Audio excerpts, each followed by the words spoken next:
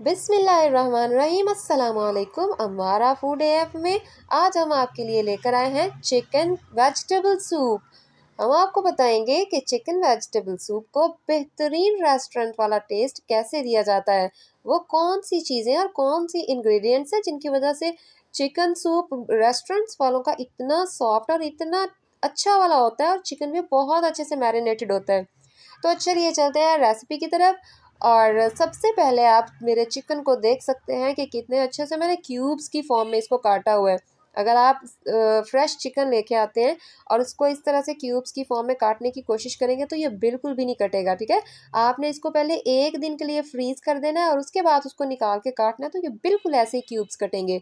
तो चलिए हम देखते हैं इसके अंदर हमने अपने स्पाइसेस कौन कौन सी डालनी है। सबसे पहले हम 1/4 टीस्पून जो है वो इसके अंदर नमक ऐड कर देंगे, यानी कि एक चाय के चम्मच का चौथा हिस्सा। तो लें दूसरा चाय का चम्मच का चौथा हिस्सा हमने डाल दिया है काली मिर्च। तो अब हम तकरीबन एक चाय के चम्मच का चौथा हिस्सा इसके अंदर अदरक लहसुन की पेस्ट डाल रहे हैं। और साथ ही हमने अपनी तीनों सॉसेस वो भी इतनी ही डालनी है, यानी कि एक चाय के चम्मच का चौथा हिस्सा। पहले हमने चिली सॉस डाल ली है, अब सोया सॉस की बारी है। और नेक्स्ट हम इसके अंदर डालेंगे सिरका, ये भी हमने एक चम्मच का चौथा हिस्सा डालना है। तो लें जी हमारे तीनों सॉसेस जो हैं वो हमने चिकन के अंदर डाल दिए। और इसके बाद हम दही ऐड करेंगे। दही के अंदर ही मैंने हरी मिर्च एक जो है ना वो भी क्रश कर दी थी, ठीक है। तो ये दही हमने बड़े 2 चम्मच लिए हैं। समझ लें कि जो घर में खाने वाले चम्मच होते हैं ना वो आपने 4 चम्मच डाल देना दही। दही इसकी मैरिनेशन का एक बहुत अहम हिस्सा है। अगर हम किसी भी चिकन के अंदर मैरिनेट करते हुए दही ऐड कर लेते हैं, सिरका ऐड कर लेते हैं, तो वो चिकन के फाइबर्स को बिल्कुल ख़त्म ही कर देता है। आप समझे कि जैसे ही आप मुंह में डालेंगे तो वो बिल्कुल भी उसकी जो बोटियाँ हैं ना वो आपके दांतों में अटकने वाली नहीं होंगी। बहुत अच्छे तरीके से जो है ना इसकी वो मैरिनेशन हो जाती है दही के साथ। उसके अलावा हमने इसके अंदर जो मसाले डाले हैं उनकी वजह से उसका टेस्ट जो है वो और दुबाला हो जाता है। तो अब हम इस चिकन को पकाएंगे। पैन को चूल्हे पे चढ़ा लें, चूल्हे को ऑन कर लें। और आंच आपने बिल्कुल जब स्टार्ट में जो पैन रखते हैं तो आपने पहले से आंच नहीं चलानी, क्योंकि जो नॉन स्टिक पैन होते हैं उनको बगैर ऑयल किए गर्म नहीं करते। क्योंकि पैन जब बर्तन आप लेने जाते हैं तो वो लोग भी यही बताते हैं कि आपने इन बर्तनों को, नॉन स्टिक बर्तनों को कभी भी सीधा आग के ऊपर बगैर किसी चीज़ के गर्म नहीं करना, वरना इसकी जो अंदर वो पॉलिश होती है वो उतर जाती है। ये छोटी छोटी टिप्स मैं साथ साथ इसलिए बताती जाती हूँ ताकि आपके लिए फ़ायदेमंद हो। तो इसके अंदर हमने पैन में तकरीबन 1 टेबल स्पून ऑयल डाला है। और अपना मैरिनेट किया हुआ चिकन, जिसको 2 घंटे हो चुके हुए मैरिनेट किए हुए, हमने वो इसके अंदर डाल देना है। और चम्मच की मदद से इसको पकाना शुरू कर देना है। सेपरेट सेपरेट इसकी बोटियां रहें, इसलिए इसको हल्का हल्का ना हमने थोड़ी थोड़ी देर बाद हिलाते रहना है। इसको बिल्कुल बिल्कुल भी हमने इसको इग्नोर नहीं करना, वरना ये इकट्ठी जुड़ जाएंगी और वो फिर इतनी अच्छे तरीके से वो सूप के अंदर ना खूबसूरती नहीं क्रिएट करेंगी। तो ये देखिए हमारा चिकन जो है वो अपना कलर चेंज कर चुका हुआ है, उसने अपना पानी छोड़ दिया हुआ है। अब इसी पानी के अंदर इसने गलते रहना है और हमने इसको ढकने की कोई ज़रूरत नहीं है। आप साथ साथ पकाते जाएं मीडियम से लो फ्लेम पे, साथ साथ हल्का हल्का इसको हिलाते जाएं। तो तकरीबन हमें 10 मिनट लगेंगे। और ये देखिए हमारे 10 मिनट के बाद जो है वो उसका पानी बिल्कुल खुश्क हो चुका हुआ है और चिकन हमारा हर क्यूब बिल्कुल डिफरेंट आपको नज़र आ रहा होगा पैन के अंदर। और ये हमने कुछ इसके अंदर वेजिटेबल्स डाली हैं, जिसमें बंद गोभी है, वो भी हमने क्यूब्स की फॉर्म में काटी है। गाजर है, वो भी क्यूब्स की फॉर्म में। साथ में ये हरी प्याज है और छल्ली के दाने हैं, ठीक है। ये जो कॉर्न यानी कि छल्ली के दाने ये मैंने बाज़ार के डिब्बे वाले यूज़ किए हैं। वो चूँकि पहले से गले होते हैं इसलिए मुझे उनको अलहदा से गलाने की ज़रूरत नहीं है। लेकिन अगर आप फ्रेश छल्ली के दाने यूज़ कर रहे हैं तो आपको पहले उनको अलग से बिल्कुल पकने तक गला लेना होगा, बॉईल करना होगा, फिर इसके अंदर ऐड करना होगा, ठीक है। तो हम ये सारा कुछ पैन के अंदर ही, चिकन क्यूब्स के अंदर ही मैंने डाल दिया है। और इसको तकरीबन मीडियम फ्लेम के ऊपर हमने 2-3 मिनट जो है वो पकाना है। इससे ज़्यादा हमने इसको नहीं पकाना, क्योंकि हमने हल्का सा सॉटे करना है। और फिर हमने अपनी तीनों सॉसेस इसके अंदर डाल देनी है। तकरीबन हाफ हाफ स्पून इसके अंदर डालनी है, चिली सॉस, सोया सॉस और जो हमारा सिरका है वो भी। तो अब इसको तकरीबन हमें पकाते हुए 2 मिनट हो चुके हुए हैं और ये आप देख सकते हैं इसकी लुक बिल्कुल अपनी जगह पे वैसे ही कायम है। इसके कलर बिल्कुल ख़राब नहीं हुए, क्योंकि हम अगर ज़्यादा पकाएंगे तो इसके कलर ख़राब हो जाएंगे और साथ ही इसका पानी भी छोड़ना शुरू कर देगा। ठीक है, तो सब्जियां इससे पहले कि हमारी पानी छोड़ें, आप जल्दी से जाके हमारे चैनल को सब्सक्राइब कर दें और हमारी वीडियो को लाइक भी कर दें। ये आपका हमारी तरफ रिवॉर्ड होता है, हमें पता चलता है कि आपको हमारी वीडियोस पसंद आ रही हैं, तो फिर हम अपनी मज़ीद वीडियोस जो है ना उसके ऊपर मेहनत करते हैं। अगर आपको वीडियोस पसंद नहीं आ रही होगी तो फिर हमें मेहनत करने का कोई फ़ायदा नहीं। तो वो हम अब अपने सूप की तैयारी करते हैं, और सूप बनाने के लिए अगर आप हड्डी वाला गोश्त लेते हैं तो आपका सूप इंतहाई टेस्टी बनता है। एक्चुअली जो सूप का टेस्ट होता है वो तो हड्डियों से ही निकलता है। तो हमने जो है वो हड्डियों में सबसे अच्छा टेस्ट जो है वो विंग्स का होता है। तो विंग्स हम इसके लेंगे तकरीबन आधा किलो। ठीक है, ये मैंने आधा किलो पूरे एबल के विंग्स लिए हैं। आधा किलो विंग्स को हमने 4 ग्लास पानी डाल के तो उसके अंदर हमने इसको बॉयल करना है, और आधे घंटे से 45 मिनट तक, अगर आप देगची में बना रहे हैं तो आधा घंटा या 45 मिनट इसको आपने बॉयल करना है, जब तक इसका चिकन जो है वो अच्छे से गल नहीं जाता। और दोबारा से ये बात याद रखिएगा कि जो चिकन है वो फ्रीज़ किया हुआ 1 दिन पहले अच्छे से मैरिनेट होता है, तो हमने ये इसको 1 दिन फ्रीज़ कर लिया था। अब हम इसके अंदर 1 बड़ी इलायची डालेंगे, आधी प्याज डालेंगे, 1 हरी मिर्च डालेंगे और 3-4 जवे लहसुन के डाल देंगे। वो इसके सूप के जो टेस्ट है ना उसको बढ़ाते हैं। तो 1 चम्मच हम इसके अंदर नमक डाल रहे हैं।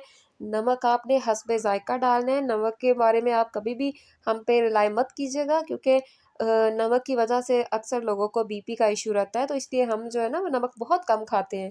तो आप इसका टेस्ट चेक करके नमक बढ़ा भी सकते हैं और कम भी कर सकते हैं। तो लीजिए हमारे जो यखनी है उसको बॉयल होता हुआ आप देख रहे होंगे। तकरीबन हमें आधा घंटा हो चुका हुआ है, बल्कि मैंने लो फ्लेम करके तो आधे घंटे से कोई 5-7 मिनट ऊपर ही लगा दिए हैं, ताकि ये इसमें गलने में किसी किस्म की कोई कमी ना रह जाए और इसकी हड्डियों से अच्छी तरह से यखनी जो है ना वो तैयार हो जाए, ताकि हमारे सूप में जो है वो यखनी का टेस्ट फुल हो। आखिर में मैं आपको सूप को प्रेजेंट करने का तरीका भी बताऊंगी। तो फ़िलहाल हमारी यखनी जो है वो बन चुकी हुई है, तो हम इसके अंदर से जो चिकन है ना अपना वो बिल्कुल सेपरेट कर लेंगे। सारा चिकन सेपरेट करके तो जो हमारी यखनी थी उसको हमने छान लेना है, किसी भी छन्नी के साथ छान लें।